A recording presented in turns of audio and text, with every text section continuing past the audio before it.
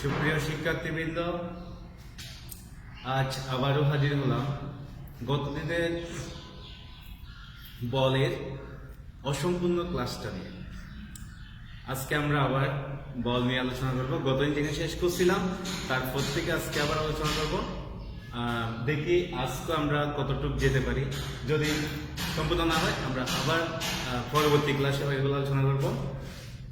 এখন দেখো, কালকে গত ক্লাসে আমি শেষ করছিলাম লাস্ট আমার যতটুকু মনে পড়ে জড়তা নিয়ে কথা বলছিলাম। তাহলে জড়তা দুই প্রকার, স্থিতি জড়তা, গতি জড়তা, সেগুলো সম্পর্কে ধারণা দিয়েছি। এবার জড়তা দিয়ে আজকে আমরা জড়তাকে একটু ক্লোজ করে দেব। জড়তা দিয়ে একটা গল্প বলব। গল্পে পদার্থবিজ্ঞান কেমনে কঠিন লাগে আমরা দেখবো। কঠিন জিনিসকে সহজ ভাষায় বুঝতে হবে। দেখো, আমরা জানি কোনো বস্তু যে অবস্থায় আছে সেই অবস্থায় থাকতে চাওয়ার প্রবণতাটাই হচ্ছে জড়তা। তাহলে একজন ডিম ব্যবসায়ী দিয়ে আজকে আমরা একটা গল্পের মাধ্যমে জড়তাটা ভালোভাবে বোঝার চেষ্টা করব। একটা মানুষের একটা খামার আছে, মনে করো। ও ডিম, ওর খামারের মধ্যে ডিম উৎপাদন, মানে ডিমের জন্য ফার্মটা করা হয়েছে, ও ডিম বিক্রি করে। তো একদিন অনেকগুলা ডিম নিয়ে সুন্দর করে ট্রের মধ্যে বসিয়ে একটা কাভার্ড ভ্যান, বড় একটা ভ্যান গাড়ির মধ্যে ডিমগুলো সেট করে বিক্রির জন্য নিয়ে যাচ্ছে আরেক জায়গায়। তো যে খামারের মালিক, সে ড্রাইভারের পাশে বসা ছিল। এখন এখানে কিছু জিনিস খেয়াল করতে হবে। কাভার্ড ভ্যানটা চলতেছে, এখন ড্রাইভার সিট বেল্ট ব্যবহার করছে, কিন্তু যে ডিম ব্যবসায়ী সে সিট বেল্টটা ব্যবহার করে নাই, এমনি বসে থাকছে। তো গাড়ি চলতেছে, হঠাৎ করে মাঝপথে গাড়িটা ব্রেক ফেল করলো। গাড়িটা ব্রেক ফেল করার পর সাধারণত মাঝে মাঝে এই ধরনের অ্যাক্সিডেন্ট আমরা শুনি, কারণ গাড়ি ব্রেক ফেল করলে অ্যাক্সিডেন্ট হয়। তো গাড়ি ব্রেক ফেল করার পর দুইটা কাজ করা হয়, সাধারণত দুই-তিনটা কাজ করা হয়। একটা হচ্ছে গাড়ি ব্রেক আর কাজ করে না, তাহলে গাড়িটা নিয়ে হয়তো কোনো একটা বড় একটা গাছের সাথে সংঘর্ষ ঘটানো হয় যাতে থেমে যায়, অথবা মনে করো একটা খড়ের গাদা, খড়ের গাদা রাস্তার পাশে যদি থাকে, খড়ের গাদার উপর তুলে দেওয়া হয়। তারপরে না হলে বালির ডিবির উপর তুলে দেওয়া হয়। আর যদি একেবারে অসম্ভব হয়, বেশিরভাগ ক্ষেত্রে তোমার পানিতে নামিয়ে দেওয়া হয়। মোটামুটি সবগুলোই রিস্কি। তারপরেও এখানে বিজ্ঞান কিছু এটার পক্ষে কিছু তথ্য দিয়েছে, কারণ ব্রেক ফেল হওয়ার জন্য অ্যাক্সিডেন্ট এটা হতেই পারে, এটা গ্যারান্টি নেই, বলা যায় না। তো ডিম ব্যবসায়ী গাড়িতে বসছিল, হঠাৎ করে ব্রেক ফেল করছে। ব্রেক ফেল করার পরে কি করবে দিশা পাচ্ছে না। হঠাৎ করে ড্রাইভার দেখলো সামনে একটা বড় গাছ আছে রোডের পাশে। ড্রাইভার নিয়ে গাড়িটা সজোরে, মানে গাড়িটা নিয়ে গাছের সাথে সংঘর্ষ ঘটানোর পর কিছু মজার ঘটনা ঘটছে। কি ঘটনা? গাড়িটা গিয়ে সংঘর্ষ করছে গাড়ির সাথে, ড্রাইভারের কিছুই হয়নি, কিন্তু ড্রাইভারের পাশের সিটে বসা ডিম ব্যবসায়ী গাড়ির সামনের অংশের সাথে একটা ধাক্কা গিয়ে মাথা ফেটে গেছে, ব্যথা পাইছে। সবচেয়ে মজার ব্যাপার হচ্ছে, ডিম যেগুলা গাড়িতে ছিল একটা ডিমও ভাঙে নাই। কিভাবে সম্ভব? এটা তো ম্যাজিকের মতো। এখানে বিজ্ঞানের কারিশমাটা কি হলো, এবার আমরা ব্যাখ্যার মধ্যে আসি। প্রথমত, যদি গাড়ি ব্রেক ফেল করে, এই যে কোনো কিছুর সাথে নিয়ে সংঘর্ষ ঘটানো, মনে করো গাছের সাথে সংঘর্ষ ঘটানো, বা বালির ডিম উপরে তুলে দেওয়া, বা খড়ে তুলে দেওয়া, গতিরোধ করার জন্য, কর্ষণ বল গতিরোধ করার জন্য গতির বিপরীতে একটা বাধাদানকারী বল প্রয়োগ করা হয়। এখন যদি গাছের সাথে সংঘর্ষ ঘটানো হয়, সংঘর্ষ ঘটানোর সময়টা যত বেশি হবে ততই ভালো হবে, কারণ গাড়ি ব্রেক ফেল করছে, সাথে সাথে নিয়ে গাছের সাথে ধাক্কা লাগিয়ে দিচ্ছে, এটা অনেক জোরে আঘাত লাগবে, কারণ তখন গতি অনেক বেশি ছিল। কিন্তু রাস্তার পিচের মধ্যে কংক্রিট থাকার কারণে রাস্তার টায়ারের কাঁচগুলোর সাথে কংক্রিটের একটা ঘর্ষণ ঘটার কারণে গতি কিছুটা হ্রাস পায়। এটা হচ্ছে তোমার এই জন্য সংঘর্ষ ঘটানোর সময়কে যত দীর্ঘায়িত করা যায়, যত সময় বেশি নেওয়া যাবে তত ক্ষয়ক্ষতির পরিমাণ কম হবে। এখন প্রথমত ড্রাইভারের কিছু হয় না কেন? ড্রাইভারের সিট বেল্ট লাগানো ছিল, তো ড্রাইভারের যখন সংঘর্ষ করছে ধাক্কা খাইছে, কিন্তু ড্রাইভারের সিট বেল্ট ড্রাইভারকে শক্ত করে সিটের সাথে অ্যাটাচ করে রাখছে, অর্থাৎ ওর সামনের দিকে এগিয়ে যায় নাই। স্টিয়ারিং এর সাথে যদি সিট বেল্ট না থাকতো, ও ধাক্কা গিয়ে ওই যে চলন্ত বাস ব্রেক করলে যে ঘটনাটা করে, সামনের দিকে গিয়ে স্টিয়ারিং এর সাথে ধাক্কা লেগে ওর মাথাটা ফেটে যেত, কিন্তু কিছু হয় নাই। সেম কারণে বিপরীত, মানে ড্রাইভারের পাশে যে ডিম ব্যবসায়ী ছিল তার মাথা ফেটে গেছে, কারণ সিট বেল্ট ছিল না, স্থানচ্যুতি করছে, ওর জায়গা থেকে সরে গিয়ে ধাক্কা খেয়ে সামনের অংশের সাথে ধাক্কা খেয়ে মাথা ফেটে গেছে।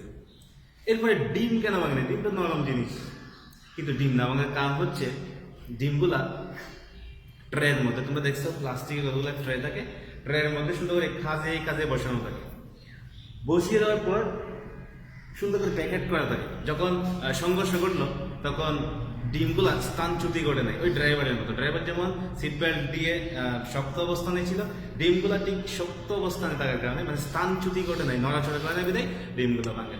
এটাই হচ্ছে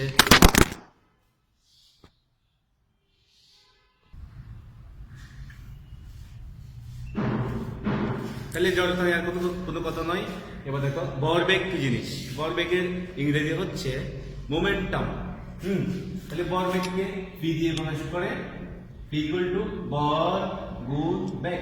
জাস্ট একটা বস্তু ভরকে তার বেগ দিয়ে গুণ করা হলে ভরবেগের মান পাওয়া যায়। এখন দেখো ভরবেগের এককটা কি? ভরবেগের একক হচ্ছে ভরের একক কেজি, আমরা জানি কিলোগ্রাম, ব্যাগের একক মিটার পার সেকেন্ড। এগুলো প্রথম দ্বিতীয়তে ভালোভাবে আলোচনা করা হয়েছে। তাহলে ভরবেগ একক কিলোগ্রাম মিটার পার সেকেন্ড।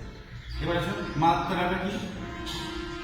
মাত্রা হচ্ছে ভরের মাত্রা বড় হাতের এম, ব্যাগের মাত্রা এল টি ইনভার্স 1।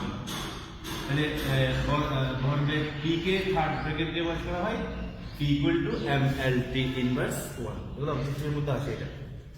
তারপর ভরবেগ জানলাম। এবার দেখো F equal to m প্রতিপাদন। নিউটনের গতি দ্বিতীয় সূত্র হতে F equal to m এর প্রতিপাদন। আমরা গত ক্লাস আলোচনা করছিলাম নিউটনের গতি দ্বিতীয় সূত্রটা কি। নিউটনের গতি দ্বিতীয় সূত্র হচ্ছে যদি ভরবেগের পরিবর্তনের হার এর উপর প্রযুক্ত বলের সমানুপাতিক এবং বস্তুর বল যেদিকে ক্রিয়া করে ভরবেগের পরিবর্তনটাও সেদিকে করে। এই বাংলা কথাটার মানেটা কি আমরা গাণিতিকভাবে একটু বোঝার চেষ্টা করব। দেখো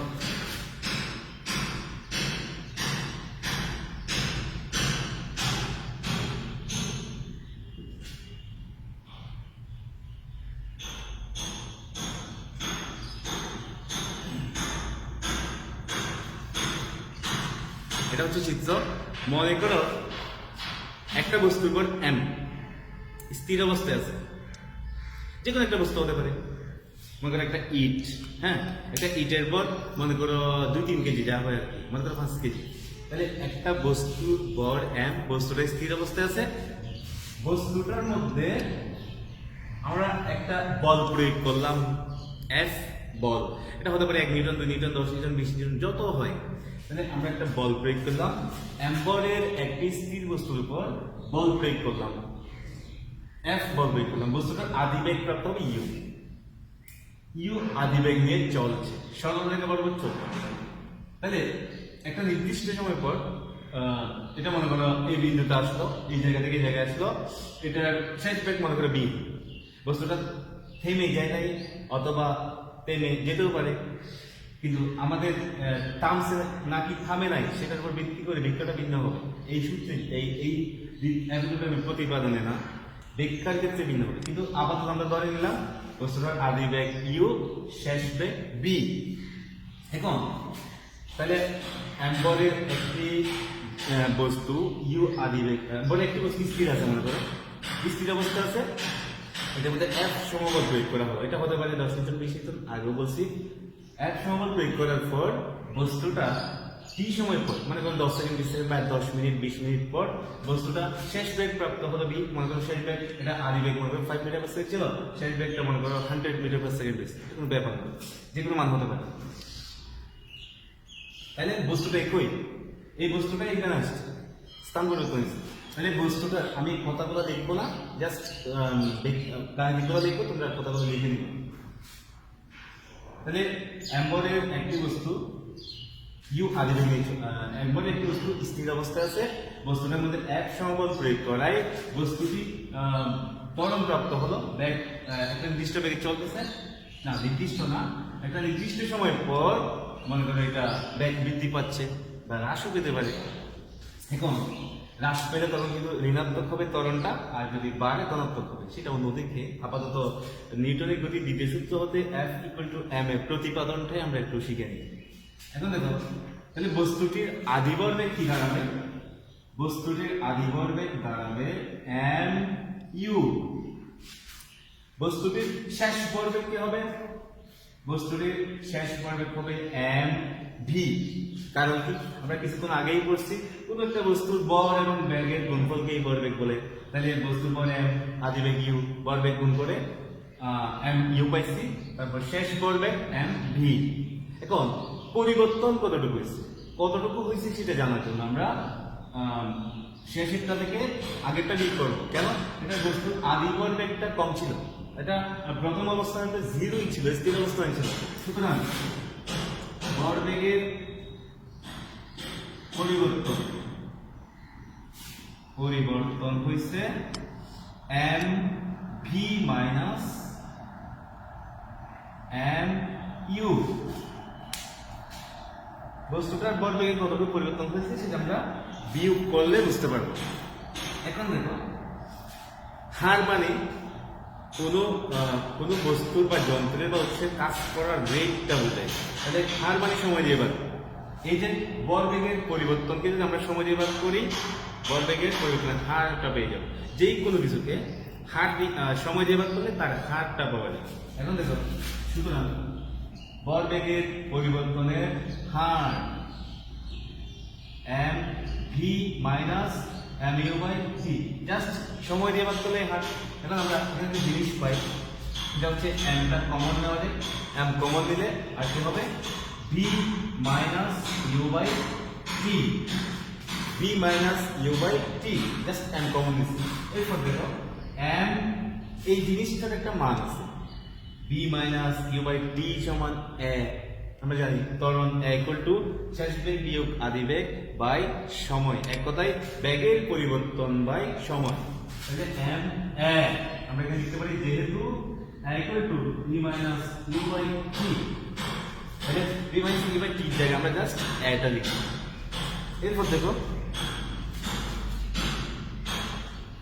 আমি কিন্তু এখানে কথা বলছি, সেটা হচ্ছে ভরবেগের পরিবর্তনের হার। এই কথাটা কোথাও ম্যাচ হয় কিনা খেয়াল করবো। এবার আমরা এরূপ পাইলাম নিউটনের গতির দ্বিতীয় সূত্র থেকে আমরা কি জানি, বিবৃতিটা আবার বলি, কালকে বলছি, বস্তুর ভরবেগের পরিবর্তনের হার প্রযুক্ত বলের সমানুপাতিক। আসলে কথাটা হওয়া উচিত ছিল এরকম, ভরবেগ কি, হ্যাঁ, পরিবর্তনের হার প্রযুক্ত বলের সমানুপাতিক, প্রযুক্ত বল F, P প্রপোর্শনাল F। তাহলে এটা P প্রপোর্শনাল F না হয়ে F = ma হয় কেন? অর্থাৎ নিউটনের গতির দ্বিতীয় সূত্র অনুযায়ী, বিবৃতি অনুযায়ী P প্রপোর্শনাল F হওয়ার কথা ছিল, ভরবেগ P, আর এটা প্রপোর্শনাল F, প্রযুক্ত বলের সমানুপাতিক। কিন্তু এখানে একটা সমস্যা আছে, সেটা হচ্ছে ফিটা তো ভরবেগের পরিবর্তনের হার বোঝাই নাই, P হচ্ছে জাস্ট ভরবেগ, কিন্তু নিউটনের গতির দ্বিতীয় সূত্রে বলা হয়েছে কি বস্তুর ভরবেগের পরিবর্তনের হার, তাহলে ফিটা তো হার না। এখন আমরা যদি এটা কোথাও ম্যাচ করি কি হবে, এই যে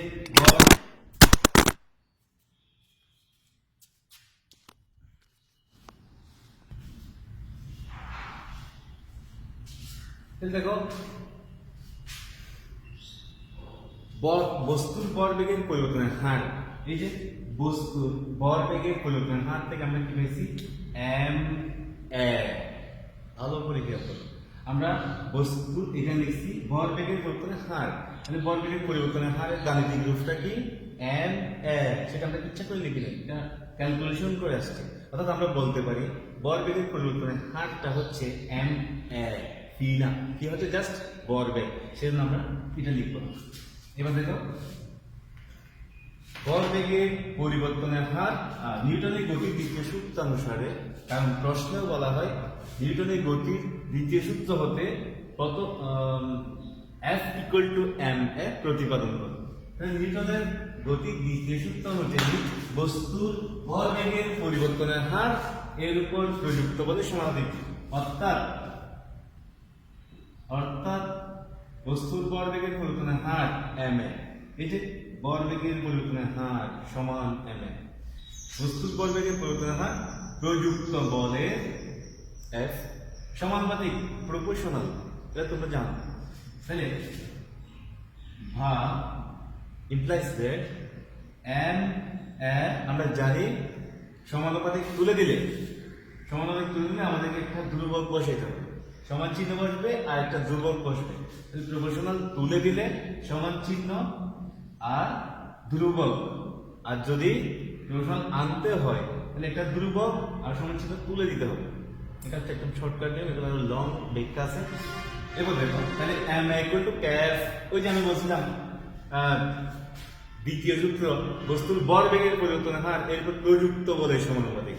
তাহলে প্রযুক্ত ভরবেগের পরিবর্তনের হার প্রযুক্ত বলের সমানুপাতিক, এই কথাটা থেকে এফ ইকুয়াল টু এম এ কেন আসলো সেটাই আমরা দেখতেছি। এখন দেখো এরকম আসলো, এটা হচ্ছে নিউটনের গতির দ্বিতীয় সূত্র অনুসারে ভরবেগের পরিবর্তনের হার প্রযুক্ত বলের সমানুপাতিক। এবার এখানে বল এম কে যদি 1 একক ধরা হয়, 1 কেজি এক একক, ত্বরণ একে যদি 1 মিটার পার সেকেন্ড স্কয়ার ধরা হয়, বল এফ কে যদি 1 নিউটন ধরা হয়। এটা হচ্ছে জাস্ট একটা স্ট্যান্ডার্ড কল্পনা হচ্ছে, মানে এই জিনিসটাকে প্রমাণ করার জন্য একটা স্ট্যান্ডার্ড কল্পনা হচ্ছে। তাহলে বল 1 কেজি, ত্বরণ 1 মিটার পার সেকেন্ড স্কয়ার, আর বল যদি 1 নিউটন হয়, তাহলে এই একটা সমীকরণ দিলাম আমরা এটা 1 নং সমীকরণ। তাহলে 1 নং সমীকরণ থেকে কি দাঁড়ায় এই যে বল 1 কেজি আরো শর্ট করি, বল 1, তারপরে ত্বরণ 1 ইকুয়াল টু কে এর কোনো মান আমরা ধরি নাই, কে সমানুপাতিক ধ্রুবক, তাহলে কে ইনটু বলের একক 1 নিউটন ধরা হয়েছে, তাহলে এটা 1 ধরলাম। 1 ধরলে কি দাঁড়ায় 1 ইকুয়াল টু কে, সুতরাং কে ইকুয়াল টু 1। এটা করা হচ্ছে একটা স্ট্যান্ডার্ড ধরে বলের এককটা নির্ণয় করার জন্য। নিউটনের গতির দ্বিতীয় সূত্র থেকে এই বলের এককের সংজ্ঞা দেওয়া হয় এখান থেকে। কিভাবে দেখো, এবার কে এর মানটা 1 যদি এখানে বসাই দিই, তাহলে আমরা কি পাবো, M A equal to 1 into F, তার মানে ঘুরে ফিরে কি দাঁড়ায়, এখানে বসে দিলে কে ইকুয়াল টু 1 হলে আমরা পাবো M A equal to 1 into F, সুতরাং এফ টাই বসে দিলে F equal to M A, আমাদের প্রতিপাদনটা হয়ে গেল। এখন F equal to M A প্রতিপাদনটা হয়ে গেল। এই যে ইকুয়াল টু 1 আসছে, এটার সাথে নিউটনের এককের সম্পর্কটা, বলের এককের সম্পর্কটা, বলের এই একককে বলা হয় নিউটন, এই এককটা কোনটা, এটা হচ্ছে kilogram metre per second square, এটা হচ্ছে নিউটন। এইখান থেকে আমরা একটু চিন্তা করি, বলের একক কিলোগ্রাম, ত্বরণের একক metre per second square, equal to 1টা না দিলে চলবে, বলের একক নিউটন। এই জন্যই স্যার আমরা বলের একক এসআই একককে kilogram metre per second square বলি না, কি বলি, kilogram metre per second square থেকে আমরা নিউটন লিখি। আসলে বলের একক কিলোগ্রাম মিটার পার সেকেন্ড স্কয়ারে আসে, কিন্তু সেটাকে নিউটন লেখা হয়। এটা আসলো বল কেজি, ত্বরণ মিটার পার সেকেন্ড স্কয়ার, বল 1 নিউটন, তাহলে n equal to kilogram metre per second square আসে। তার মানে বলা যায় এইখান থেকে বলের এককের সংজ্ঞাটা দেওয়া হয়। এখানে নিউটনের নাম অনুসারে এই এককটার নামকরণ করা হয়েছে নিউটন। এখন দেখো 1 নিউটন কাকে বলে? 1 নিউটন বল হচ্ছে সেই পরিমাণ বল যা 1 কেজি বরের কোনো বস্তুর উপর, সেটা যে কোনো বস্তু হতে পারে, কিন্তু বর হবে 1 কেজি। স্ট্যান্ডার্ড, একটা স্ট্যান্ডার্ড কল্পনা করলে আনাড়িভাবে বলা তো যাবে না। 1 কেজি বরের কোনো বস্তুর উপর প্রযুক্ত হয়ে 1 মিটার পার সেকেন্ড স্কয়ার ত্বরণ সৃষ্টি করে, সেই পরিমাণ বলটা 1 নিউটন বল। আবার বলতেছি 1 নিউটন বল বলতে বোঝায় সেই পরিমাণ বল যা 1 কেজি বরের কোনো বস্তুর উপর প্রযুক্ত হয়ে 1 মিটার পার সেকেন্ড স্কয়ার ত্বরণ সৃষ্টি করে। কেজি মানে কিলোগ্রাম, কিলোগ্রামকে শুনতে হবে কেজি বলে। যদি বলা যায় কোনো বস্তুর উপর প্রযুক্ত বল 10 নিউটন বলতে কি বোঝায়, তখন কি বলবা? দুইভাবে বলা যাবে।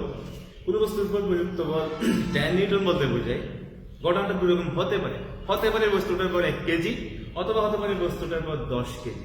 যদি 1 কেজি হয় 10 নিউটন বল বলতে বোঝায় সেই পরিমাণ বল যা 1 কেজি বলে কোনো বস্তুর উপর প্রযুক্ত হয়ে 10 মিটার পার সেকেন্ড স্কয়ার ত্বরণ সৃষ্টি করে।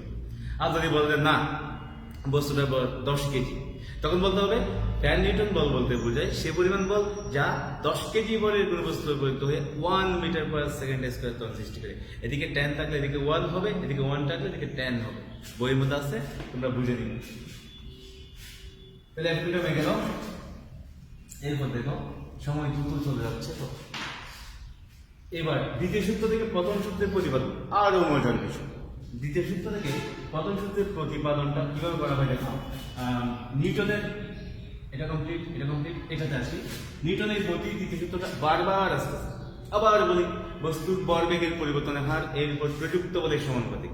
তাহলে নিউটনের গতির দ্বিতীয় সূত্র থেকে আমরা জানি, শুরুতে লিখব নিউটনের গতির দ্বিতীয় সূত্র থেকে আমরা জানি F equal to ma। কি জানি? F equal to ma জানি। তারপর এটা উপরে লিখে দিবা। আমরা জানি নিউটনের গতির দ্বিতীয় সূত্র অনুসারে F equal to ma। তাহলে m একটা সূত্র জানি, ত্বরণ। ত্বরণের সমান কি? ভরবেগের পরিবর্তন বাই সমান b minus u by t। এর সমান b minus u by t। এখন দেখো এখানে x, এবার যদি আমরা m দিয়ে গুণ করি তাহলে m টা একা আছে, একা থাকলে উপরে আসে, তাহলে নিচে মনে একটা 1 ধরা যায়। এগুলো আমাদের হিসেবে দরকার নাই। m টা উপরেই গোলাকার আছে, তাহলে উপরে গুণ করে দিই। m দিয়ে b কে গুণ করলে mb minus mu by t। ঠিক আছে? এবার দেখো এটা নিচে আমরা একটা 1 আছে, এটা একা, তাহলে আর গুণ করব। আর গুণ করলে এটার সাথে এটার 1 এর গুণ, আর এটার সাথে এটার সাথে এটার গুণ, কোনাকুনি গুণ। তাহলে কি দাঁড়ায়? mv minus mu equal to ft। ঠিক আছে? আর গুণ করছি, এখানে গুণ করাটা বৃথা হচ্ছে। যাক, কোনো সমস্যা নেই, গুণ না করলে চলবে। এখন দেখো আমরা mv minus mu equal to, মনে করো একটা বস্তু স্থির অবস্থায় আছে, আমরা বস্তুটার মধ্যে কোনো বল প্রয়োগ করি না। যদি বল প্রয়োগ করা না হয়, স্থির অবস্থায় থাকে, সেক্ষেত্রে f ইকুয়াল টু 0, কোনো বল প্রয়োগ করা হয় না। কিন্তু তাহলে সময়টা 0 এর সাথে গুণ করে 0 হয়ে যাবে। তাহলে আমাদের কি দাঁড়ায়? mv minus mu equal to 0 দিয়ে কোনো কিছুকে গুণ করলে 0 হয়ে যায়। t আর 0 গুণ হয়ে 0 হয়ে যাবে। 0 হওয়ার পর আমাদের কি দাঁড়ায়? mb minus mu equal to 0। এবার mu টা ওই পাশে নিয়ে যায়, এই পাশে মাইনাস আছে, ওই পাশে গেলে প্লাস হবে। তাহলে mv ইকুয়াল টু পক্ষান্তর করলে মাইনাসটা প্লাস হয়ে যাবে mu। এবার উভয় পক্ষে বরটা সেম, তাহলে বরটা বাদ দিয়ে দিলাম। অথবা উভয় পক্ষে বর বাদ দেওয়া যায়, অথবা আরেকটু সুন্দর করে করি। মনে করো আমরা এখানে যে গুণ করছিলাম সেটা না করলেও চলতো। মনে করি এখানে বরটা কমন দিলাম, তাহলে বর কমন দিলে v minus u equal to 0। আমরা জানি সমীকরণের বাম পাশে কোনো কিছু গুণাকার থাকলে সেটা যদি ডান পাশে যায়, গুণাকার থাকলে সেটা বাদ হয়ে যায়। আমরা m টা 0 এর নিচে চলে গেলে বাদ হয়ে যাবে। এইভাবে চলে যেতে পারে। অথবা বস্তুর বল শূন্য হতে পারে না। কেন পারে না? আমরা জানি v ইকুয়াল টু যদি 0, দুটা যদি গুণ আকারে থাকে, দুটো উৎপাদক, তখন আমরা করি কি a ইকুয়াল টু 0 লিখি, আবার b ইকুয়াল টু 0 লিখি। তাহলে আমাদের এখানে সে অনুযায়ী হওয়ার কথা m ইকুয়াল টু 0 এবং b minus u equal to 0, দুটো আলাদা রাশি হওয়ার কথা। কিন্তু বল তো শূন্য হতে পারে না। m ইকুয়াল টু 0 লিখবো কিভাবে আমি m ইকুয়াল টু 0 অথবা v minus e equal to 0 আচ্ছা লিখলাম। তাহলে এখন আমরা বল কিন্তু ধ্রুবক কনস্ট্যান্ট, বল পরিবর্তন হয় না। তাহলে আমরা লিখতে পারি বল শূন্য হতে পারে না। শূন্য কিভাবে হবে? শূন্য হতে পারে না। তাহলে আমরা কি পাবো? বল যদি শূন্য না হয় এখানে কি পাবো? সুতরাং b ইকুয়াল টু u, ঠিক আছে? কারণ পক্ষান্তর করছি মাইনাসটা প্লাস হয়ে গেছে, সহজ ক্যালকুলেশন।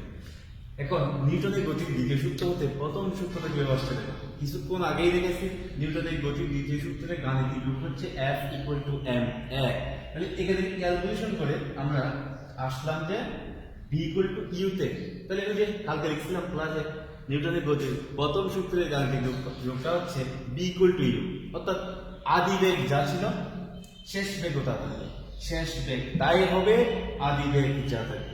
মনে করো আদি বেগ স্থির ছিল, মানে একদম একটা মনে করো বড় একটা পাথর স্থির আছে, তাহলে যদি স্থির থাকে শেষ বেগ স্থির, শেষ বেগ পরিবর্তন হবে না। কিন্তু আদি বেগ মনে করো 20 মিটার পার সেকেন্ড বেগে চলতেছে, আদি বেগ 20 হয় শেষ বেগও 20 হবে। এটাই হচ্ছে বাইর থেকে বল প্রয়োগ না করলে, বাইর থেকে বল প্রয়োগ না করলে স্থির বস্তু চিরকাল স্থির থাকবে, গতিশীল বস্তু সুষম গতিতে চলতে থাকবে। তাহলে নিউটনের গতির দ্বিতীয় সূত্র থেকে প্রথম সূত্রের প্রতিপাদনটা হয়ে যাবে। এরপর আসো তৃতীয় সূত্রে একটু ব্যাখ্যা দিই। তৃতীয় সূত্রের ব্যাখ্যাটা কি? নিউটনের গতির তৃতীয় সূত্রে reaction has an equal and opposite reaction. প্রত্যেক ক্রিয়ারই একটি সমান ও বিপরীত প্রতিক্রিয়া আছে। আমি এখানে একটা তাপ দিলাম, তাপ দেওয়ার পরে আমি একটু আঘাত পাইছি। কেন? আমি এখানে যে বলটা প্রয়োগ করছি সেম বলে বুট আমাকে প্রতিহত করছে। যদি না করতো কি হতো? আমার হাতটা এখানে লেগে বুটটা ভেঙে যেত, যদি আমার প্রযুক্ত বলটা বেশি হতো। তাহলে নিশ্চয়ই